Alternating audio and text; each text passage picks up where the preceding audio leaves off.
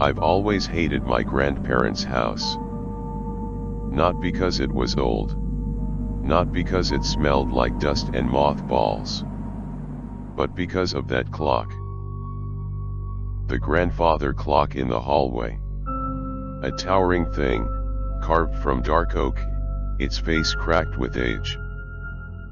The brass pendulum hung still behind the glass, coated in a film of dust. It hadn't worked in years.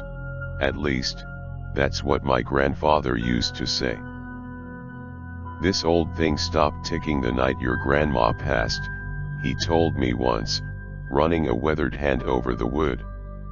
Not a single tick since.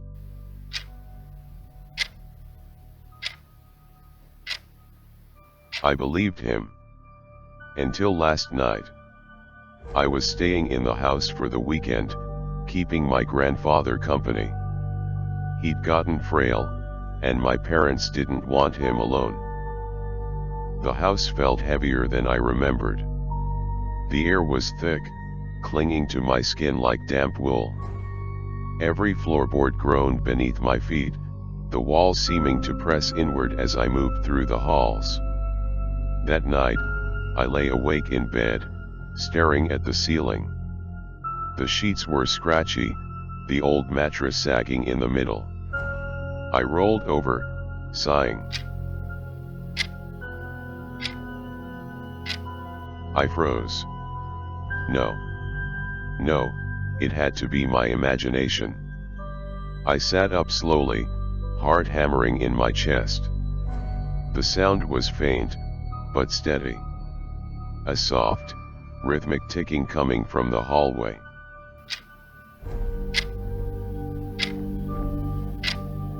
I threw off the covers and crept to the door. The hallway stretched before me, long and dimly lit by a single flickering bulb. And there it was. The grandfather clock.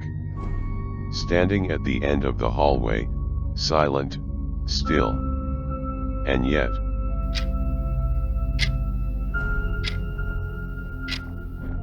I swallowed hard.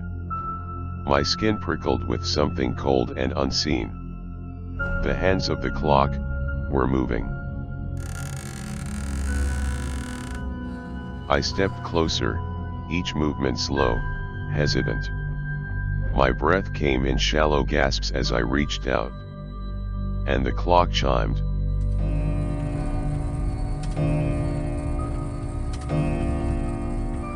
I stumbled backward, my ears ringing. The sound reverberated through the hall, impossibly loud. My grandfather's room was just a few feet away. I turned, bolted toward his door, yanking it open. He was sitting up in bed. Wide-eyed. Trembling. You heard it too, I whispered. His mouth opened. Then closed. He swallowed, his throat bobbing. Go back to bed, he muttered. But I said go back to bed.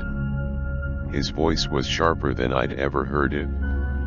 I hesitated, then slowly backed out of the room, shutting the door.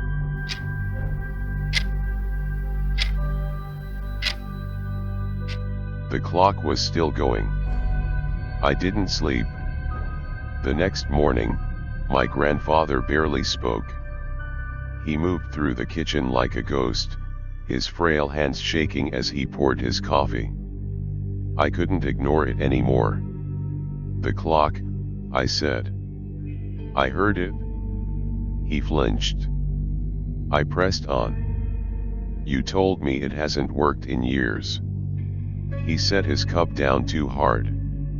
Coffee sloshed over the rim. His gaze lifted to meet mine, and for the first time, I saw something in his eyes I'd never seen before. Fear. You didn't hear the clock, he said flatly. You didn't hear anything. I stared at him. My own grandfather, who had always been so calm, so rational, was scared. Something was wrong. and I needed to know what. That night, I waited. The house was silent. My grandfather had gone to bed hours ago, but I stayed up, sitting in the chair by my door, staring at the hallway. Watching. Waiting. The air was thick again, pressing against my chest like unseen hands. My skin felt damp, sticky. The shadows in the hallway seemed deeper, stretching too far, too dark. Then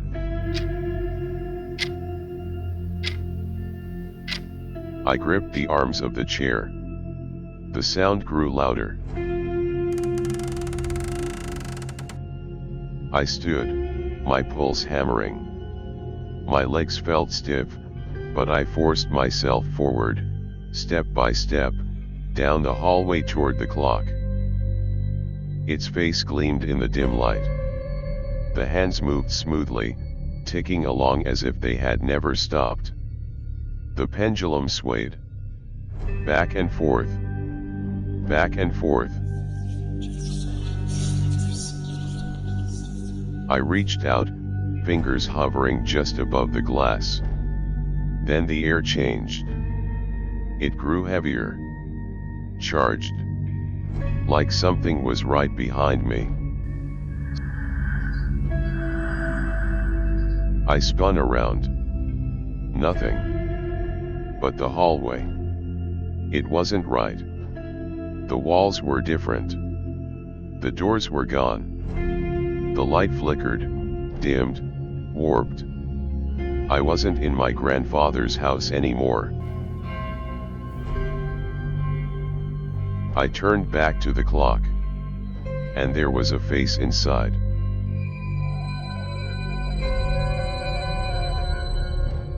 Not a reflection. Not my own. Something else. Its eyes were wide, sunken. Its mouth hung open, lips pulled back too far, skin stretched and gray. It pressed against the glass from the inside, its fingers twitching, reaching. Then it smiled. And the glass cracked. I stumbled backward, a scream caught in my throat. The air was suffocating. The walls, they were closing in. And then, my grandfather's voice. Loud. Commanding. Furious. Get away from it. A force ripped me backward. I hit the floor. The hallway snapped back to normal. The house was still. The clock was silent. My grandfather stood over me, his face pale, his hands shaking. You never go near that clock, he rasped.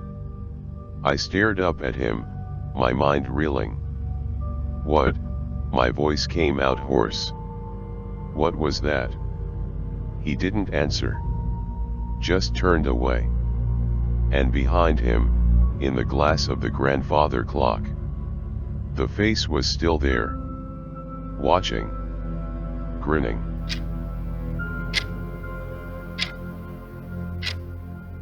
And the cracks in the glass began to spread.